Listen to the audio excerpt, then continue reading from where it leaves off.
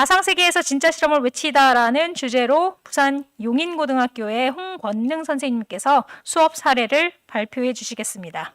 홍권능 선생님을 큰 박수로 맞이해 주시기 바랍니다. 네, 안녕하십니까. 저는 부산에서 근무하고 있는 화학교사 홍권능이라고 합니다. 우선 저는 수업을 할 때 교사들이 가져야 될 생각은 학생들을 위한 희생 이런 것보다도 교사 우선 먼저 편해야 학생들도 그에 맞게 질 좋은 교육 서비스를 받을 수 있다고 생각이 됩니다. 그래서 저 같은 경우에는 일단 선도학교 교원은 아니지만 학생들과 이제 어떻게 하면 조금 더 편하게 과목을 좀 다가갈 수 있을까 이런 고민으로서 이 공모전을 좀 참여하게 되었습니다. 저는 오늘 이렇게 발표는 이렇게 세 가지로 할 예정이고요. 네, 먼저 큰 틀부터 좀 말씀드리겠습니다. 아무래도 앞에 선생님들 중학교, 초등학교 선생님들께서는 너무 밝으셔가지고 제가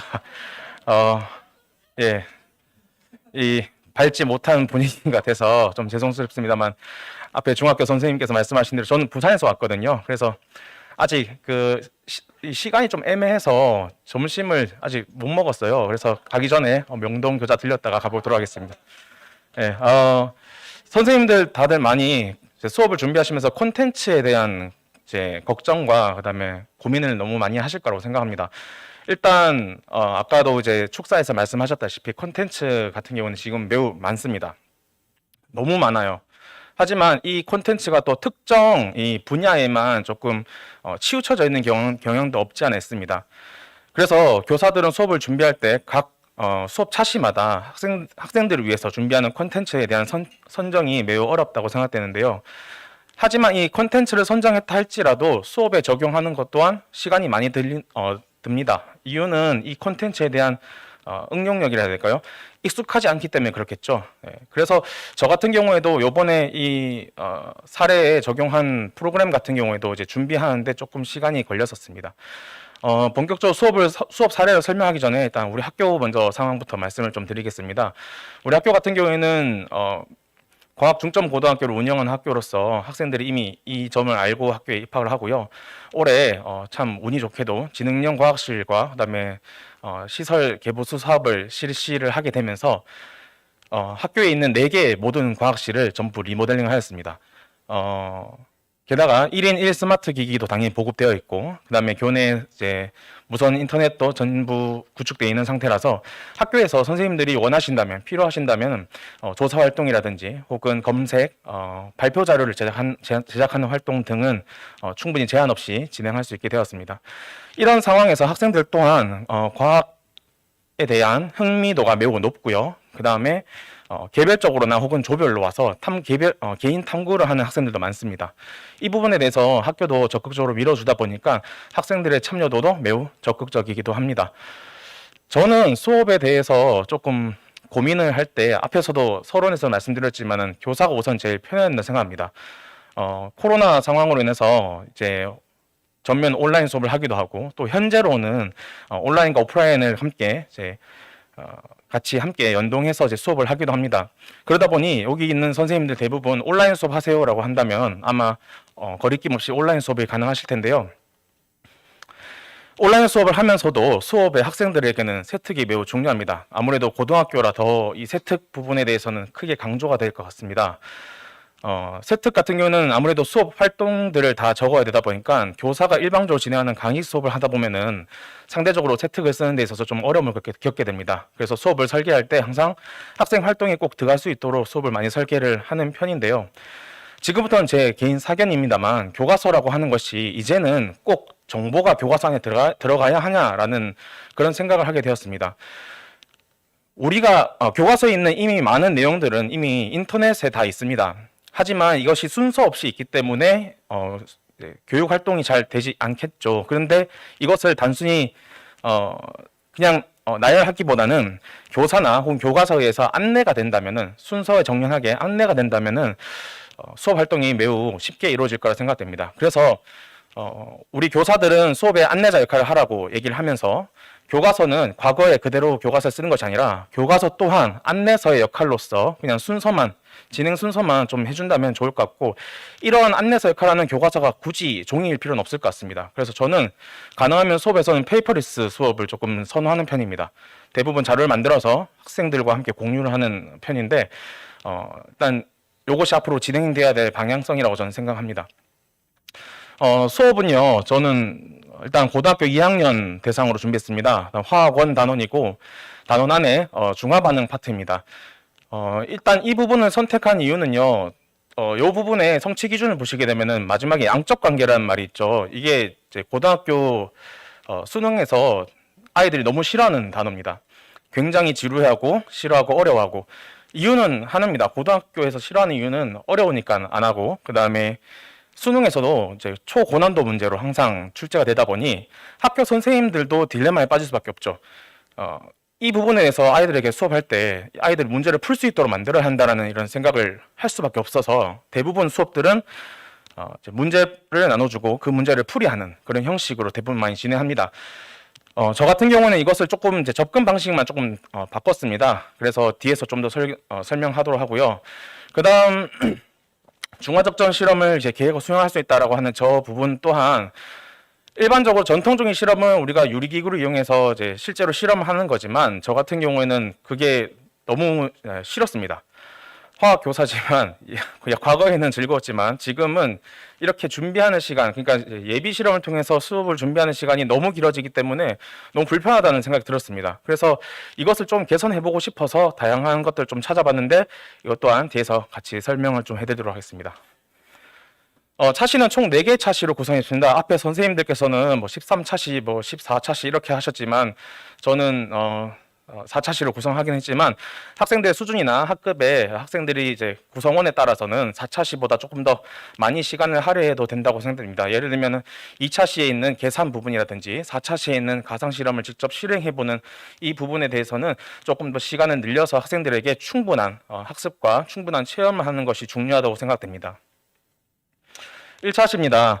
1차시에서는 학생들이 중화 반응에 대한 사례를 이제 조사를 하고 중화 반응에 대한 특징을 학습하는 건데 중학교 때 이미 학생들이 중화 반응에 대해서 어느 정도 알고 고등학교로 진학하게 됩니다. 그래서 우선 학생들에게 실생활 사례를 조사하게 해보고요. 이 조사할 때도 학생들이 이제 조별로 하면서 함께 조사를 하고 그다음에 조사한 이 실생활 사례를 화학 반응식으로 나타납니다. 나타낸 화학 반응식을 조별로 조금 다르게 하기 위해서 저는 어떻게 했냐면은 저희 학교에 이제 멀티 페어링이 되는 이제 전자칠판을 이번에 구입을 하게 돼서 이걸 활용해가지고 학생들이 실시간으로 다른 조가 무엇을 이제 조사하는지 혹은 어떤 것을 검색하는지를 직접 보게 이렇게 하였습니다. 이렇게 하니까 상대적으로 조금 다양한 이제 사례들이 많이 나왔고요. 발표를 하고 난 다음에는 학생들에게 이제 가상 프로그램을 활용해서 이제 자바 기반의 대부분 프로그램입니다만 이것을 활용해서 아이들이 중화 반응에 이제 그동안 배워왔던 중화 반응의 특징을 이제 다시 한번 복습하게 하고 그 이후에 카웃을 활용해서 학생들에게 개념 확인 평가를 실시하였습니다. 2차시입니다. 2차시는 알짜 이온 반응과 계산인데요. 이제 확실히 계산이 들어가기 때문에 학생들이 매우 싫어합니다. 그래서 저는 이것을 조금 접근 방식을 좀 다 바꿔봤는데 기본적으로 학생들이 이제 저희 학교는 남학교다 보니 학생들이 이제 게임을 참 많이 좋아합니다. 그래서 저는 방탈출 형식으로 이렇게 만들어봤는데 저는 잽이라고 하는 이제 사이트를 활용했습니다. 가장 큰 장점은 템플릿이 존재하고 이 템플릿에 대한 수정이 매우 간편해서 저는 선택하게 됐습니다. 당연히 이 방탈출 형태의 이제 접근 방식을 할 때 아이들에게 제공하는 문항이나 문제들의 난이도는 학급별로 조금 나눴습니다. 물론 학급의 수준이 조금 낮은 학급 같은 경우에는 저난도나 중난도 문제들을 대부분 많이 배치를 하고요. 그다음에 조금 학급 수준이 높은 학급 같은 경우에는 고난도 문제들도 좀 어느 정도 배치를 하고요. 하지만 그거만으로는 좀 부족할 것 같아서 이 안쪽에 보시게 되면은 이제 오브젝트들이 여러 가지 있습니다. 이 오브젝트마다 문항의 난이도를 좀 다르게 해서 학생들에게 좀 제공해 보았습니다.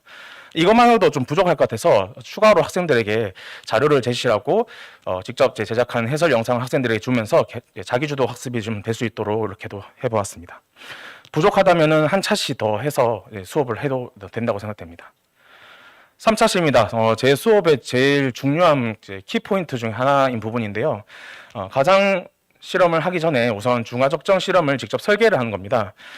중화적정 실험 내용은 이미 인터넷에 굉장히 많이 있습니다. 조금만 검색해봐도 다양한 자료들이 많이 나오고, 그 다음에 실험의 과정 또한 많이 찾을 수가 있습니다. 그래서 학생들에게 우선 이제 구글 독스라고 하는 이제 프로그램을 활용해서 공유 문서를 통해서 직접 실험 과정을 설계하게 해보았고, 이것이 이제 다 된 학생들에게는 가상 실험 프로그램을 사용하게 해보았습니다. 실험 프로그램은 이제 우리나라 제품은 아니고요. 미국에서 제작한 비욘즈 랩이라고 하는 제품입니다. 이 제품 같은 경우에는 아무래도 자유도가 조금 다른 실험 프로그램들에 비해서 높아서 저는 선택하게 되는데, 이제 유료라서 아무래도 좀 선생님들께서 직접 사용하신다면 좀 많이 꺼리실 수도 있는데, 저는 한번 1년 구독을 했을 때 굉장히 만족했습니다. 네, 화학뿐 아니라 굉장히 다양한 미국 교육 과정에 맞춰서 이제 나오는 거다 보니 우리나라는 좀 다를 수 있겠지만은 굉장히 다양한 수업을 할 수 있고, 그다음에 아이들도 굉장히 다양한 체험을 할 수 있고, 화학 수업뿐 아니라 동아리라든지 조금 더 교육과정에서 벗어난 이런 수업들을 할 때도 매우 크게 도움을 받았었습니다. 아무래도 이제 영어로 되어 있다 보니 학생들이 처음에 잘 못 씁니다.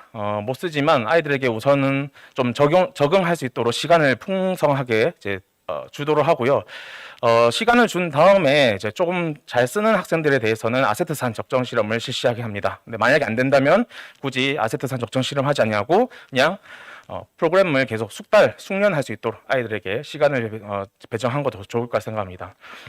실제 이제 실험 프로그램을 가동하면은 지금 보시다시피 이런 형태로 나오게 됩니다. 요거는 이제 적정 실험에 맞게 지금 아이들이 이제 세팅을 한 상태인데요. 자유도가 굉장히 높습니다.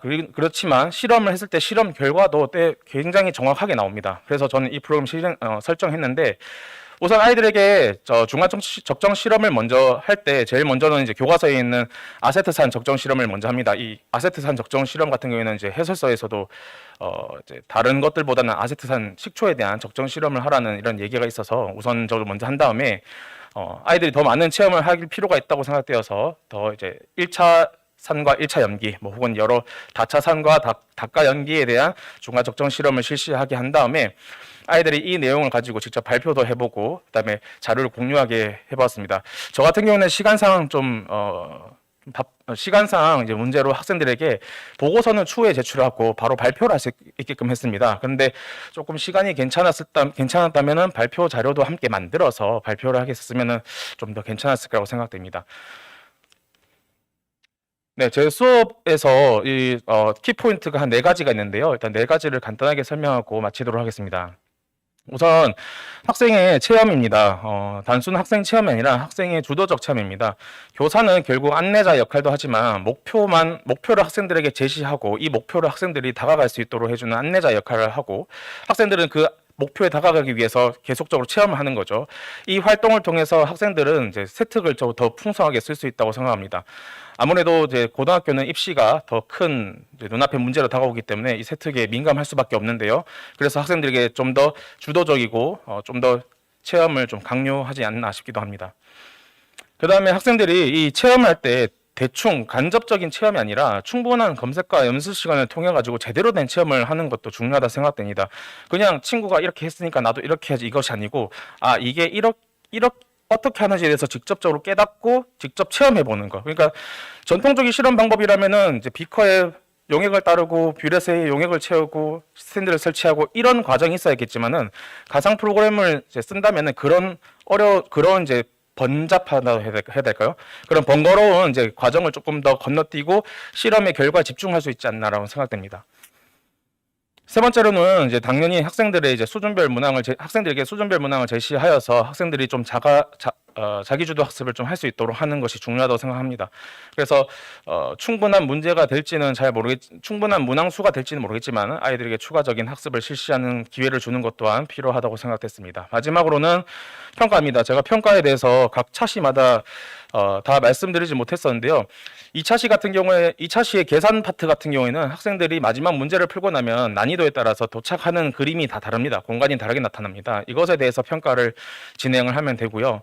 3차시와 4차시는 결국 가상 실험이기 때문에 이 가상 실험 보고서 제출이라든지 발표 자료를 통해 가지고 평가를 실시하게 되는데, 이러한 정량적인 평가 말고 학생들이 서로의 이제 생각을 좀 공유할 수 있도록 저는 멘티미터라는 프로그램을 활용해서 아이들에게 직접적인 생각을 좀 공유를 받았었습니다.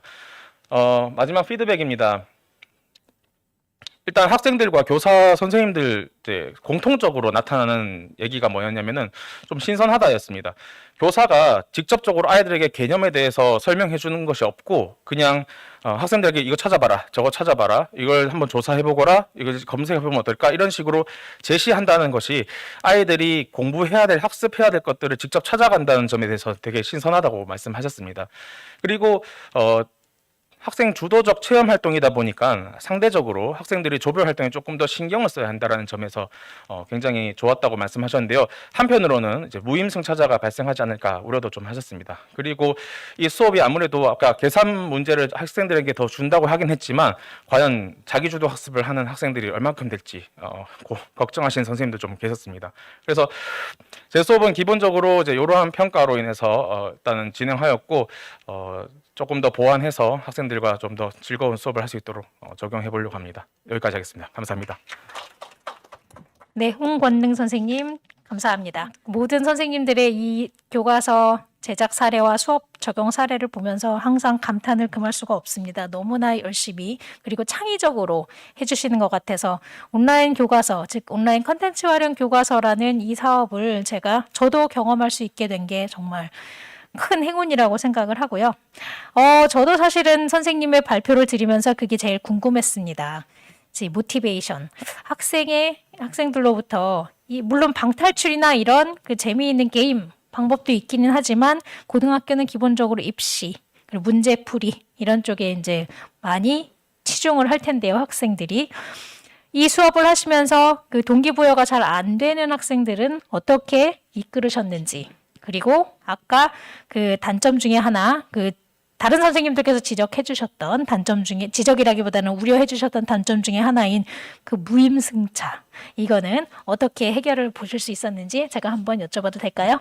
우선 동기부여가 안 됐던 학생들 같은 경우에는 동기부여를 하기 위해서 좀 꼬셨습니다. 남학생들이다 보니까 이제 먹을 거에 매우 약하거든요. 그래서 어떠한 특정 위치에 도달했을 때 이제 초콜릿이라든지 혹은 이제 과자 간식을 하나씩 준다고 했을 때 매우 잘 따라왔었는데요. 그런 경우가 아니라면은 다른 이제 것들을 조금 활용해야 한다고 생각됩니다. 저 같은 경우에는 이제 아이들이 이제 아까도 좀 보여드리지 못했지만 문항을 풀고 나면은 이제 난이도 별로 문항을 풀고 나면 도착하는 공간이 다릅니다. 이 부분에 대해서 호기심을 갖는 학생들이 조금씩 있더라고요. 그리고 그 공간 안을 이제 단순히 공간으로 표현한 것이 아니라 제가 이제 이스터에그를 할까요? 조금씩 몇 가지 숨긴 것도 있다고 얘기하니까 그것에 이제 궁금증을 가지고 찾는 학생들도 있었습니다. 뭐 이렇게 해결하기도 했고, 무임승차는 이거는 진짜 너무 해결하기 어려운 부분인데 저 같은 경우는 해결하기 위해서 어떻게 했냐면은 학생 조원의 수를 이제 줄였습니다. 보통 5명, 6명 이렇게 많이 하시는데 저는 이제 학생의 수준이 조금 높은 학급 같은 경우는 2명으로 했고요. 그다음에 학생의 수준이 조금 그래도 조금 떨어지는 학급 같은 경우는 3명 했고요. 그래서 4명을 절대 넘어가지 않게 해서 각각 다 역할을 맡을 수 있도록 무조건 하였고, 이 역할에 따라서 평가를 아이들이 직접 서로에게 할 수 있게 했습니다. 그리고 그것을 성적에 반영하기도 했습니다. 네, 이상입니다. 네, 그러면 홍권능 선생님 다시 한번 감사드립니다. 그리고 축하드립니다.